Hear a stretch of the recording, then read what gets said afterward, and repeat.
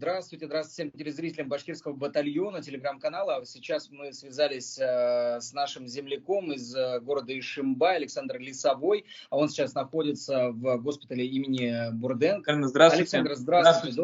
Добрый привет. вечер. Добрый вечер.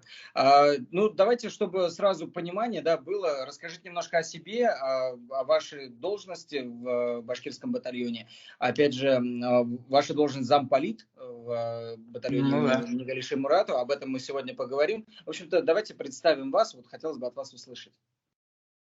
Ладно, благодарю, Ильяс. Еще раз всех приветствую, зрителей. Меня зовут Лисовой Александр. Я замполит 6-й роты 2-го батальона Шимуратского мотострелкового. Позывной у меня «Дух». Всем мужчинам, кто из роты не видит меня, узнает, всем большой привет. Я являюсь, я замполит 6-й роты. Позывной «Дух» у меня, я думаю, так получился не просто, потому что я пришел с этим позывным, и должность замполита, она такая, знаете, это для поднятия действительно мужского духа, духа роты и желания действовать и умения работать в команде и быть полезным команде. Для того, чтобы мужской дух был всегда на высоте, нужна поддержка друзей, родных, близких, знакомых, всех. Там мы находимся вдалеке от вас, наши родные и любимые, и поэтому мы поддерживаем все уже друг друга. Наши командиры поддерживают, ребята друг друга поддерживают, это самое главное. И мужской дух, он всегда был, присутствует и есть, а тем более в нашей роте. Вы сколько уже сейчас находитесь на территории СВО? Я так понимаю, вы в числе первых пришли добровольцев? В июле я принял на себя решение идти в добровольческий отряд имени Шимуратова. Именно в батальон, конечно, Шимуратова было желание. Ребята уже, батальон уже отбыл как раз на боевое слаживание. Не буду называть тогда, куда отбыл, да? Вот, и я их уже, получается, догонял. Пришел в военкомат, думал идти солдатом. Так как у меня была военная кафедра, я окончил военную кафедру, инженер-сапер по образованию. И в военкомате сказали, нам нужны офицеры. Я говорю, так я не больно, я считаю, как говорят, пиджак в армии. Не служил, поэтому думал получить какое-то образование сначала как солдат, и уже начинать это. Мне сказали, нужны офицеры, и взял на себя ответственность также быть офицером. Пошел офицером, лейтенантом, предложили должность именно замполита. Я говорю, я думаю, справлюсь. И с этой должностью поступил на службу в батальон. Какие функции у замполита? Что вы там делаете? Да, вот на каких вы территориях? Вы тоже на передовой или вы как-то нет? Вот расскажите о своем ежедневном дне, наверное. Да нет, я всегда был на передовой, всегда был с ребятами. Основная должность, обязанность, я считаю, моральная поддержка, поддержка духа, боевого духа и духа товарищества. Я на себя брал ответственность, был с первым взводом на передке. Это все правильно, я считаю, тем более для замполита. И как вот раньше мне говорили, замполита там с пистолетом впереди тащит за собой роту, что ли, я не знаю, с командиром рядом. Сейчас немножко война, конечно, другая, но столкновение есть. Между прочим, когда отец Виктор и Хамза Хазрат тоже уезжали собственно, прям к вам, получается, да, они тоже говорили, что мы и с крестом, и должны тоже вместе идти впереди, или как-то вот поддерживать.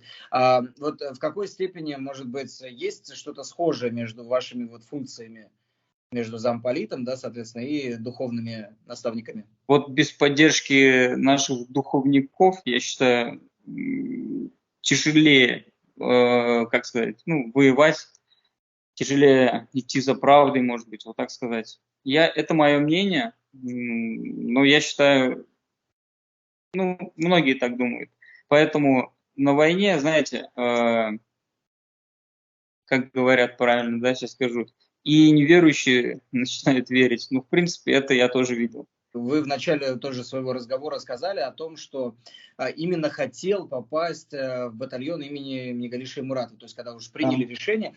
Почему, да, и о значении этого батальона, у нас также есть замечательный знаменитый батальон Достовалова, сейчас Салават Юлаева, но вот именно почему Мигалиши Муратова? Мигалиши Муратов — это же наш башкирский герой, первый генерал, который вот это, опять-таки, насколько я знаю, восхвален в многих песнях. И я думаю, большинство в Башкирии, называя наших башкирских генералов, назовут в первую очередь, конечно, Минигали Шимуратова.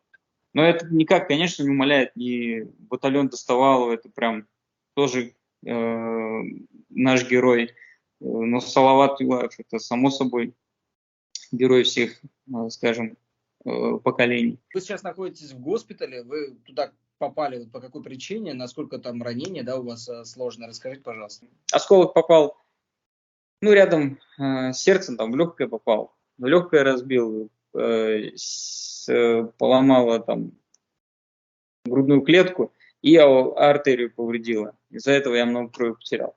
Но вот это основное, мне кажется, то, что, ну и в ногу там немного осколок. Вот из-за потери крови как бы было тяжело, но сейчас все хорошо, все нормально, главное, что восстановили. По поводу возвращения, да, я сейчас в мыслях восстанавливаться полностью.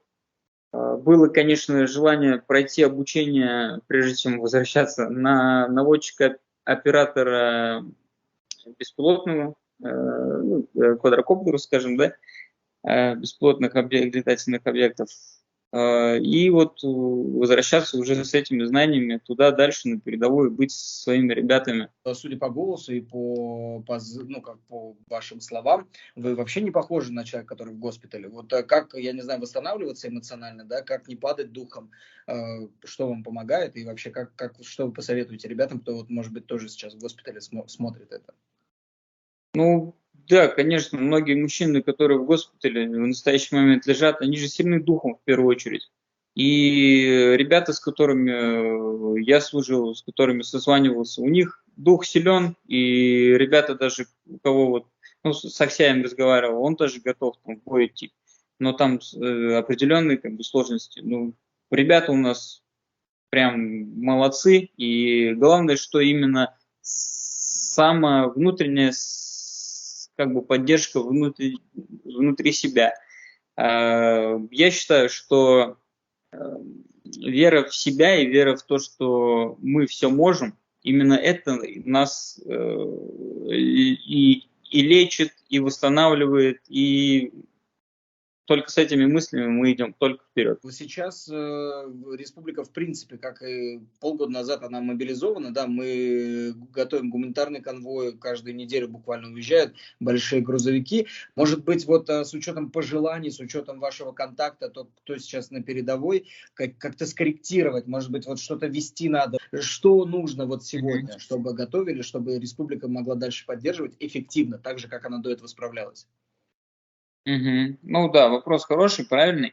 Благодарю. Да, отдельная благодарность прям вообще нашему правительству республики. Действительно, республика поддерживает и помогает нашим батальонам. Это прям благодарность не на словах, а действительно человеческая благодарность. Благодарю вас.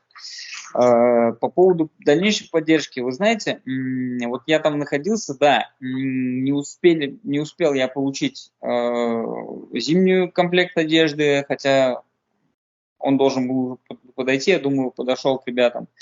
Ну, могу сказать, чего не хватало, связи с ребятами действительно мало, и что там сейчас на передовой, действительно, я не могу сказать, потому что 2-3 слова получаем, что у нас все хорошо, все, не замечаем, все хорошо, ребята, стоим. Вот такие вот есть у нас информация, они больше не получается получить, да, от своих, вот, кто на передке. Но зимнюю одежду, я думаю, они получили. И вот вопрос по поводу, хотелось поднять по поводу электромагнитных пушек. Вот не знаю, получится, не получится, но было бы хорошо, если бы эти пушки, они снимают, которые квадрокоптеры, было бы очень хорошо. Вот если эти пушки нам обеспечить, да. Обеспечат, я не знаю, если в роту хотя бы, ну, по 2, я не знаю, пушки в роту, было бы вообще хорошо. Если ребята, которые будут уходить вот сейчас в Салаватском батальон, тоже, если бы они уходили сразу с пушками, это было бы хорошо. Я говорю, я вот смотрел информацию, там есть пушки, которые за 1500 метров снимают квадрокоптеры, потому что, да. Честно сказать, у них подготовка тоже у ВСУшников не слабая. Они с квадрокоптерами тоже неплохо владеют, и мины скидывают, и воги скидывают, и в окопы, и вот так вот вообще. Поэтому если с ними бороться вот на расстоянии, будет здорово. Недавно, да, волна прям прокатилась, что Шеймуратовский полк это какой-то фейк-полк, это и нету их, они уже убиты, или буквально там 2 человека. В общем, информация разная льется. Когда такое сыпется на вас, вот что вы чувствуете, да, и как вы внутри коллектива это тоже переживаете, отрабатываете? Ну, внутри коллектива, начну с конца вопроса, но я думаю, тут ребята просто, смешно смеются. И до этого, когда я еще в роте был, кто-то там, нам информация тоже просачивалась, что типа там шеймуратовцев, говорят, захватили, потом говорили, что шеймуратовцев вообще нету такого батальона добровольческого, да, что я потом думаю, ну вот как у них информация разнится, то захватили, то их вообще нету, то их осталось там 20 человек. То есть информация такая вообще прыгающая была, да. За нами правда, поэтому всякую вот эту информацию о том, что, фейки, да, о том, что у нас нет или не собирались, это не стоит внутри коллектива это не подрывает, да, я правильно понимаю? Внутри коллектива не подрывает, все правильно. Потому что, это смешно. У нас там за 300 человек, там, как может нас не быть, в принципе, как бы. Да, действительно, сейчас ребята есть в госпитале, как бы, но ребята, которые, опять-таки, в госпитале, сейчас они уже пошли, кто-то на поправку, уже готовы возвращаться назад. Я прям, знаю, фамилию называть не буду.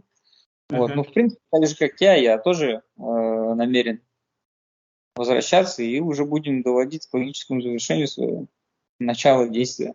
Как от замполита, наверное, пожелание, как от опытного замполита, который уже был на передке, как это правильно, за линией, да, за ленточкой говорят. За лентой, да. Да, за лентой, вот. От вас пожелание, как от опытного уже человека, что сейчас, к чему готовиться, опять же, чтобы поднять дух? Я всем ребятам, кто с кем разговариваю, вот у меня, кто уходит, ребята знакомые, я всем говорю, будьте осторожны. Умные, глупые, трусы, смелые погибают, а вот осторожные остаются и живут. Да, я тоже ранен. Да, я сейчас в больнице, в госпитале, то есть, и кто-то скажет, а где же была твоя осторожность? В какой-то мере тоже вопрос такой правильный, да, но эта осторожность, она, знаете, время такое, что по-другому никак. Где-то надо выйти, где-то надо вот так вот себя проявить, посмотреть, что-то сделать. И вот поэтому я, наверное, сейчас и в госпитале. Главное, что жив, вот это для меня главное. Да, вот. Спасибо большое за интервью. Поправляйтесь, пожалуйста, скорее, и, собственно, вы нужны родине. Я больше других слов не знаю, просто даже каких подобрать. Спасибо вам за ваш труд. Благодарю Спасибо вас. большое. Спасибо. На связи. До свидания. Хорошо. Благодарю, Илья.